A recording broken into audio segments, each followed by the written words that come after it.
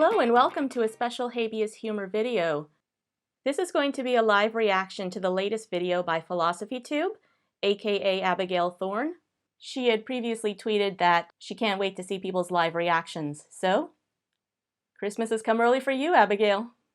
I'm about to put the video on and react to it in real time. I have not seen it.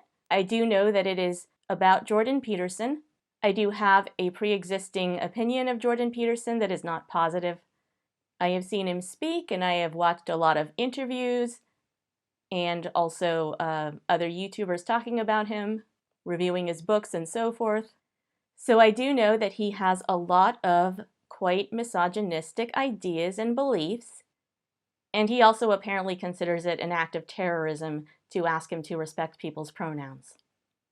I am not going to comment on Peterson's diet or chemical intake issues, other than to say I recently watched a video of him appearing on the Joe Rogan show to talk about his diet, the one that he and his daughter follow, which is nothing at all but meat products. And in that interview with Joe Rogan, Peterson stated that prior to him doing this diet, he said that he was an extremely depressed and grumpy person. He made it sound like this had been for like all of his adult life. So maybe that is something to take into consideration when we evaluate his opinions about men, women, and life in general. Let's get to it. Abigail, you're up. Hello, and welcome to PhilosophyTube. Tonight's performance is about ideology. What is it, and where does it love come the from? dress. As a case study, I'm going to be looking whole at the ensemble, work of Jordan gloves, Peterson. But before the show hair, begins, I'd like to makeup, say that at no point am I going to insult him, call him a bigot, speculate about I've his already called private him a life, bigot. or crack low-hanging jokes about lobsters. My show is about having fun and staying open to new ideas. And although Peterson and I would disagree on a number of very important things, I'm sure, I'd like to start off in the right spirit by saying that his new book, Beyond Order, is genuinely pretty good. Interesting. And please remember, there is no smoking allowed in the theater. Ominous music.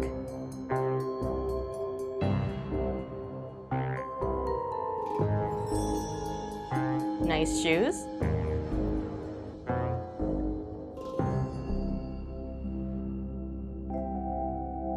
Jordan Peterson is a Canadian clinical psychologist and public intellectual, author of 12 Rules for Life. Nice the outfit. 2018 smash hit This Hunger that made him Games-y a fashion household thing is name. really taking off. The subtitle for 12 Rules was An Antidote to Chaos. And in the marketing and the hype and even the foreword to the book, it was billed as a way of achieving objectivity.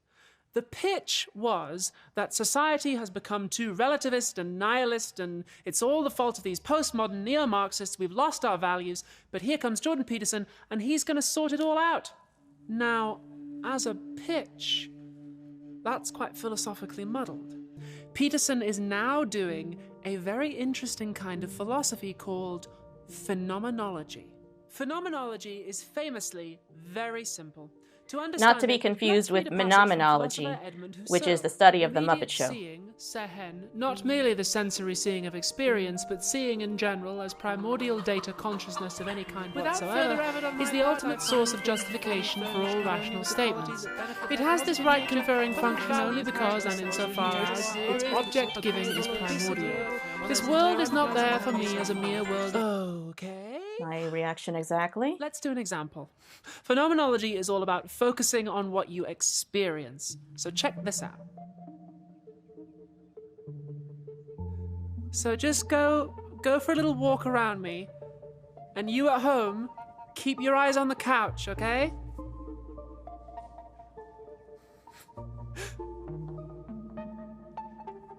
Okay, we get it. You have a nice house.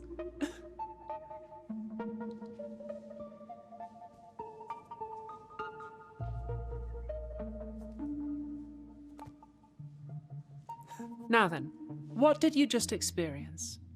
Did you at any point see the entire couch? No, you didn't. You can only ever see one side of it at a time. And yet, we never saw the underneath. You weren't going, there is one side of a couch, there is another side of a couch. In your mind's eye, you experience it as one complete thing. And more than that, you experience it as being for something. It's a couch for sitting on. It looks or fainting, comfy or ugly or whatever. Passing is when a cis person doesn't realize that you're trans. I'm not talking about that. Because I have trans friends who I know are trans. They don't pass to me. Okay, so you're talking And about yet, people who I know you're just trans, but experience them as the start gender they are. reflexively If you've thinking never known a trans of you person, as it might female. be hard to get your head Yeah, around, that but happens. I have an old friend who's a trans woman, and a while ago she asked me, have I ever done anything in front of you that you thought made me look like a man? And I said, no, you kind of can't, because my brain has flipped now.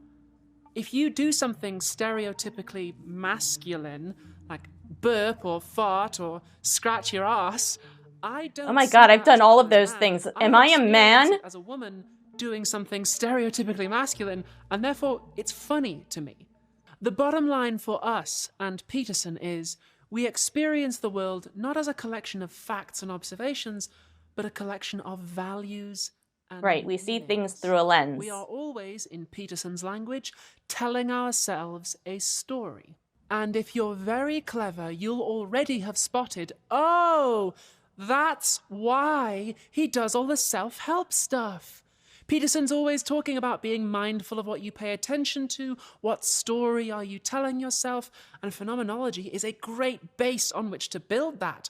Because in theory, if you change the story you tell yourself, change the meanings you see in the world, then you can change the world. This week is the 1-month anniversary of the Lewisham arson attack. 1 month since an unknown arsonist savagely took the lives of 5 people and a homeless man. 5 people and a homeless man who was not a people. Hackney. It's terrifying. And almost as bad as the fires themselves is the anti-fire hysteria that has been conjured up in the minds of the woke left cancel mob. I think wokeness has gone absolutely mad in this country. My brother is a smoker. He's always coming home smelling of smoke. And he has to stand outside to smoke a cigarette because you can't even smoke indoors anymore. It's anti-fire wokeness gone mad. And I'm not a bigot. I'm not. My niece is a transgender. And I think that that is fine. She's in the fire department, and with this ongoing arson crisis, we have to support our emergency services heroes more than ever.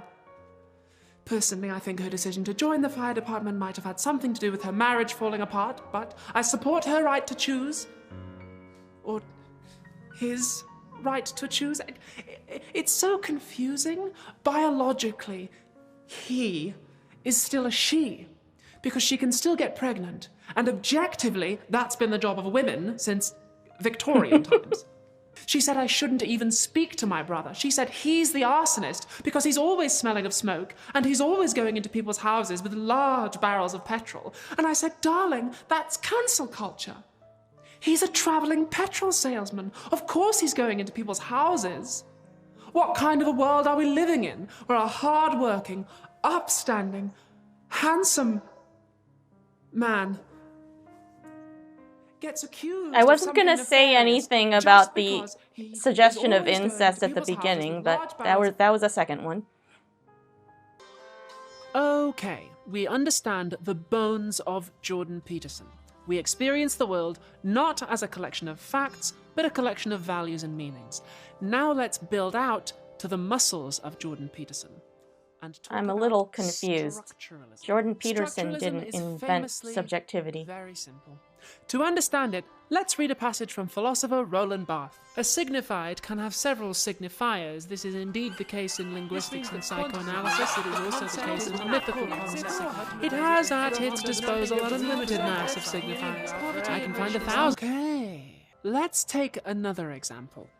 There are some recent adverts on the London Underground recruiting for the Metropolitan Police, and a lot of them show an officer of colour in uniform smiling. Now, on its own, that doesn't necessarily mean anything. But the fact that the Met is about 90% white, and the fact that there are ongoing demonstrations in this country against police racism and brutality. It's true, they've never had a black cop on Midsummer Murders. To communicate. In the latest one of these awful arson attacks, one of the Union Jack flags outside Buckingham Palace was singed slightly by the sparks that came off the orphanage as it was burning. And I saw some heartless people on Twitter who just didn't care about the flag. And I thought, how can you be so cruel? My brother told me that the fire department wanted to put out the flag, but they were afraid of being called racist. He just happened to be walking past the fire as it was starting. It's the Queen I feel sorry for. It must have been terribly frightening for her. She's been such a class act, really keeping the nation together. And that's what I love about the royals. They aren't divisive. You don't see them out in the streets making a noise and yes, I do remember from a previous video that everyone in England secretly wants to fuck the Queen. And now she's single. Polarization. I dread to think how the London mayoral elections are going to play out. I love the smell.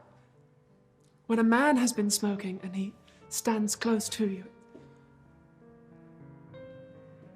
Sometimes you love something, even though you know that you shouldn't. And there's the third suggestion of incest. So we've got the structuralists who say that meaning is about the notes you don't play, and we've got the post-structuralists who ask, why didn't you play those notes?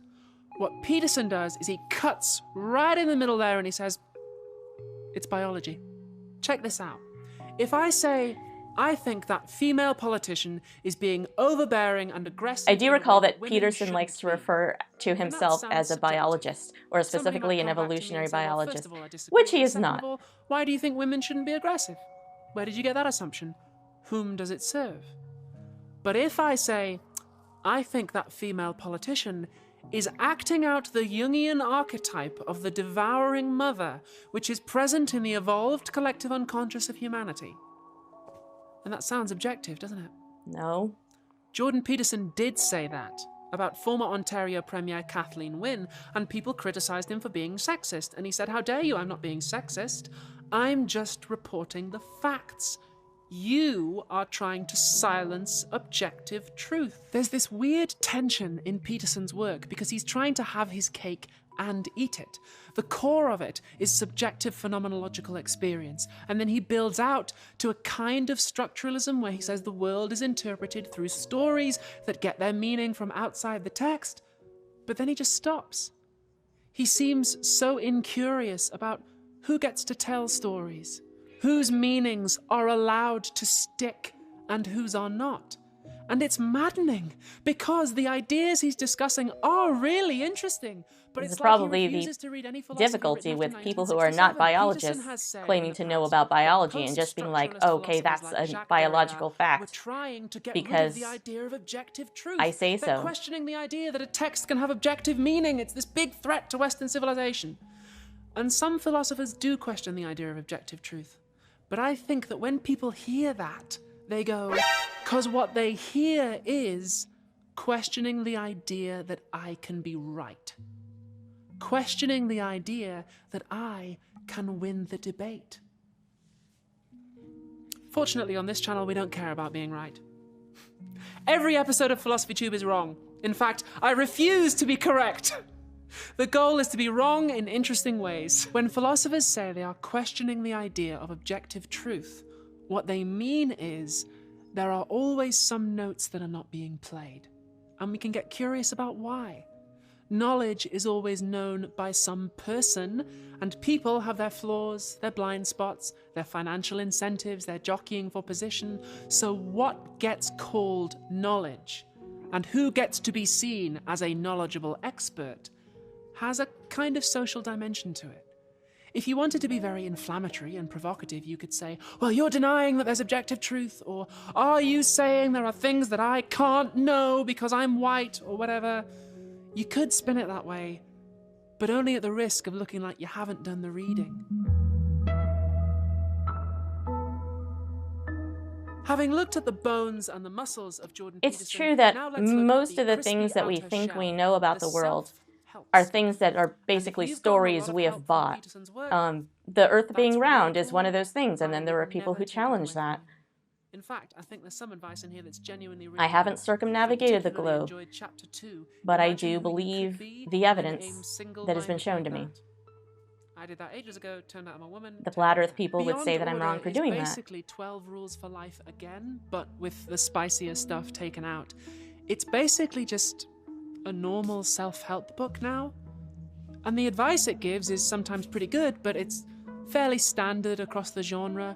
Purely by chance, I came across this blog by Dr. Nerdlove, which contains pretty much the exact same advice, except blogs don't charge you 20 quid to read them. But it's inherited some of the problems of the self-help genre as well. For instance, I can't help but notice that if I did everything Peterson suggests, clean my room, take responsibility, yada yada yada, I would still be living in a country where I'm not allowed to get married, start a family, or get healthcare the same way everyone else is.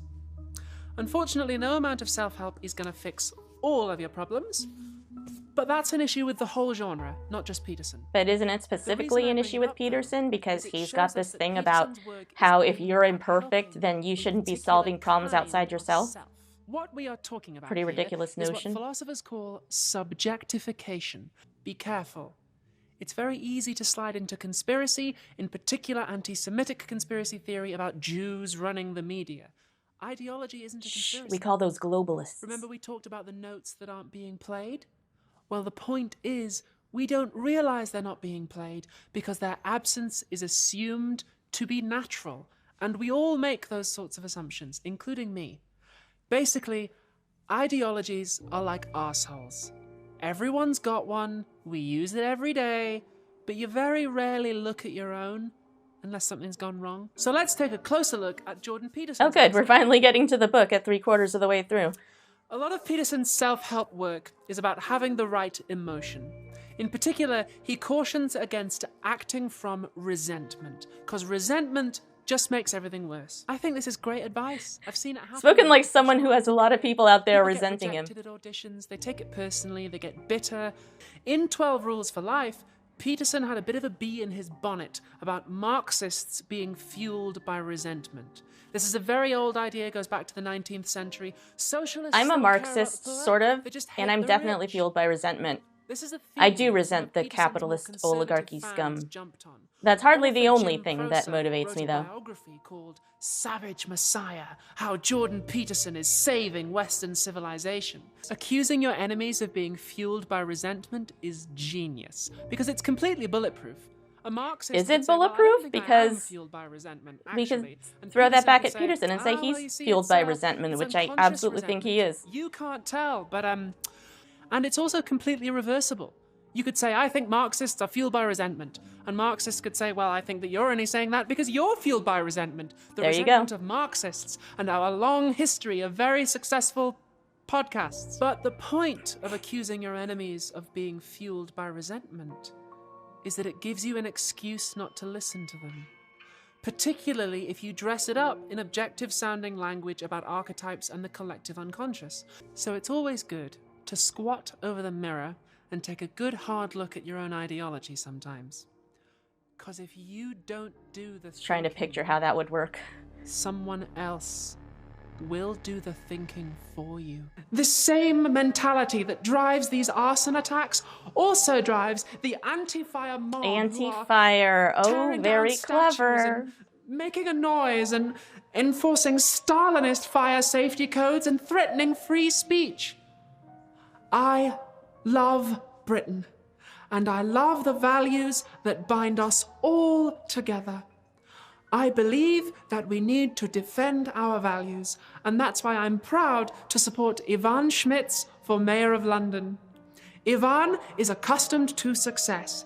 He is a businessman, a father, and an entrepreneur in the field of direct petrochemical supply. He is promising to give our brave police heroes This is a little bit much triggering stronger as powers an American. to fight the firebugs and the anti-fire woke brigade. Ivan is the leadership that London needs. He's the best big brother a girl could ask for. That reminds me, are they going to make a season 4 of Harlots?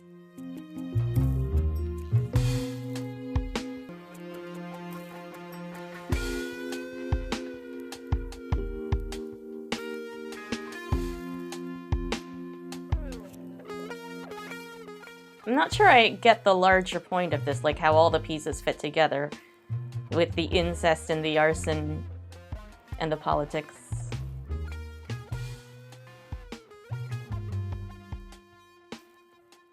Is she saying that, like,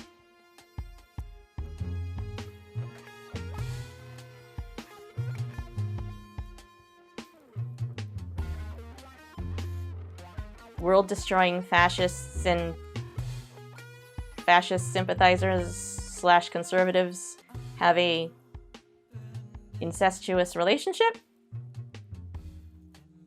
Okay, so final thoughts. It's a very well done video, as always, with Abigail. She's extremely smart. I don't know nearly as much about philosophy as she does, but of course that's the point. She's using these videos to teach people philosophy. I did study rhetoric and communication in college, so some of what she said is very familiar to me. It's still, a lot of what she said kind of went over my head the first time, and I would have to watch it again to see exactly what her points really are and how it really applies to Jordan Peterson. She really didn't go into the book at all. She said that the book is pretty good. I wish that she would have elaborated on that more, maybe done a little compare and contrast. Maybe, I guess she wanted to really avoid any of the landmines to prevent it being a Jordan Peterson good versus Jordan Peterson bad debate and, you know, just have trolls arguing with each other in the comments or whatever. I'm sure she wanted to avoid that. And, you know, like she said, you can't really talk about something without infusing it with your own ideology.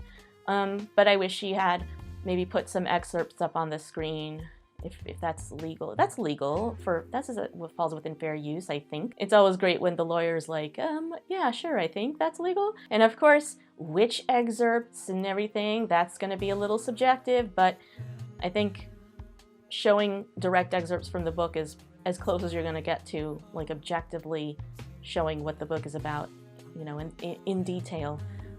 It seemed like, you know, anything she said could have applied to any book, so that's where I'm a little confused. And then the stuff about the little interstitials with the arson and the sister and brother fucking each other. Wasn't sure exactly how that related to Peterson. So that had me a little confused. I definitely would want to watch it again. I do appreciate the tremendous amount of effort that went into this. Philosophy Tube's videos are always very, very high quality in both content and style. You know, as someone who does YouTube videos as a one-person operation, I can totally appreciate how much work that is and how much creativity it takes. She didn't really review the book, I'm sure, on purpose, and she said it's not a bad book, or it's a pretty good book, or whatever her exact words were, but she didn't say, is it worth buying and reading? My big question is there anything in it that's, you know, new and exciting and interesting? Does he have any interesting takes or insights that are worth reading? Based on everything I know about Jordan Peterson's content, from watching him speak in videos and stuff, he's just absolutely full of shit. So I would love it if you can let me know your thoughts in the comments. Have you read Peterson's books? Do you find them worth it? Do you think that there's any substantial chunk of Peterson-ness that is worth consuming despite all the parts of him that are deserving of criticism? I'm really big into not trying to force people into a black and white dichotomy where this person's good or bad, because nobody is just good or bad. Everyone's a mix of different things, and we as people tend to have a really hard time with that because we like to put things into boxes. Usually, in my opinion, to avoid having to think really hard about stuff. So that's all I have for this one. If you liked this video, please let me know. Please like and subscribe. If there are any other videos on YouTube you would like to see me react to, please let me know in the comments. You can support my channel by going to habeashumor.com or by going straight to patreon.com or buymeacoffee.com. Those links are below. Thank you so much for watching. Take care, stay safe, and stay legal, my friends.